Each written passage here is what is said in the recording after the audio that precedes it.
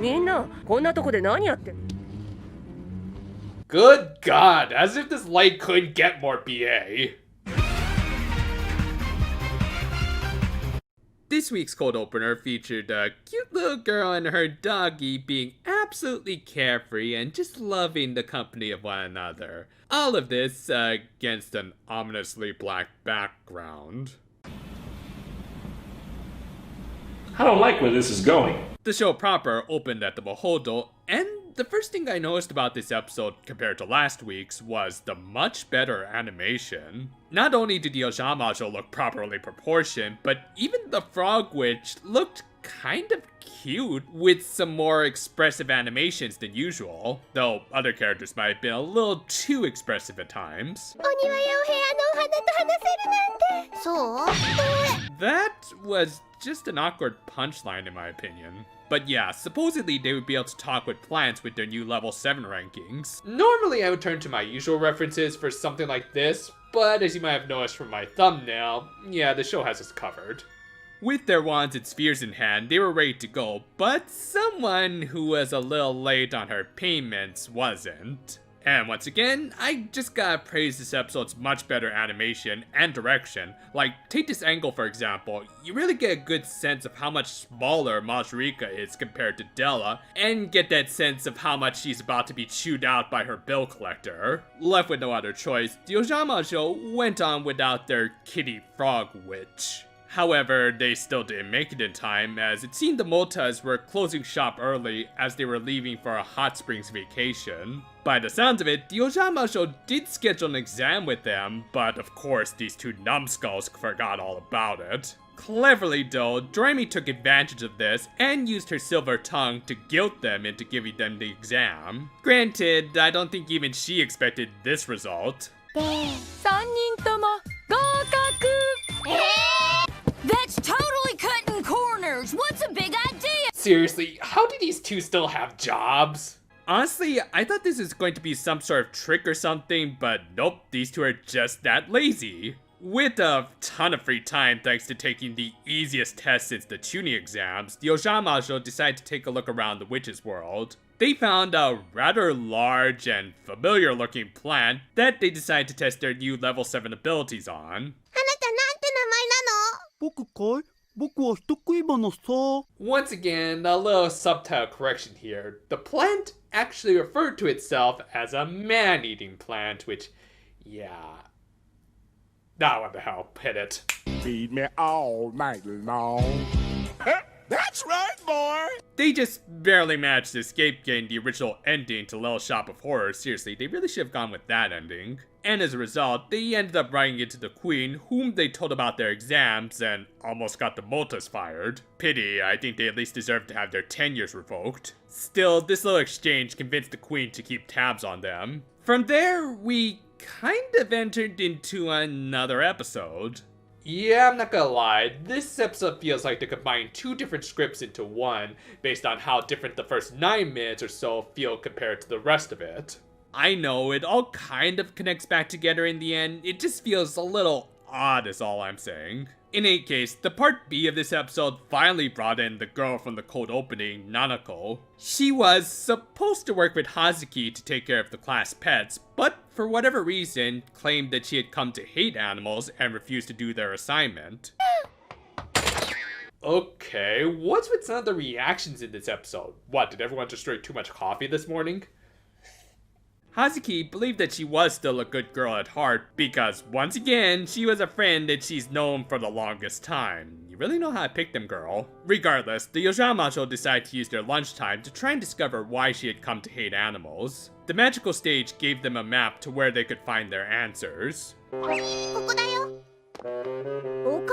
Oh my gosh, is that the house of the Rainmaker? No, of course, it was Nanako's house that noticeably had an empty doghouse. Yeah, they probably didn't even need to ask this cherry blossom tree for answers. Though, once again, I really do like the animation on this thing, with just this watercolor background object shifting between 2 or 3 frames to really give it an otherworldly and fantastical vibe to it. Anyway, it gave them a little exposition explaining how an accident led to Nanako's dog Lulu going the way of Moromi from Paranoia Agent. Well, just as long as it doesn't lead to some sort of metaphorical black ooze overtaking all of Tokyo somehow. Seriously though, it is sad to see a child lose a pet at such a young and impressionable age. Hence, it's understandable that the Ojamajo would try to give Nanako the space she needs to recover and oh wait, I just remembered the title of the show. Though before that, I again have to praise the visuals of this episode, as just this little bit of the Ojamajo talking in the hallways has some really nice foreshortening to it that really gets across a bit of a claustrophobic feel as the girls are just kind of getting lost in their own thoughts here. I gotta give mad props to veteran toy animation director Akira Inagami for actually making all of this experimental animation work without sacrificing any of the overall quality. Yeah, as you might recall from last week, I theorized one reason the animation was subpar for that episode was because they might have put too much focus on those flashbacks with slightly different art styles. Here though, I think Inagami managed to throw in some subtle yet very strong bits of visual storytelling while not neglecting the rest of the episode, so yeah, top-notch stuff. Anyway, wanting to help Nanako overcome her past trauma, the Ojamajo took some advice from Yuki-sensei and forced her to take care of one of the class rabbits that they named Lulu. Yeah,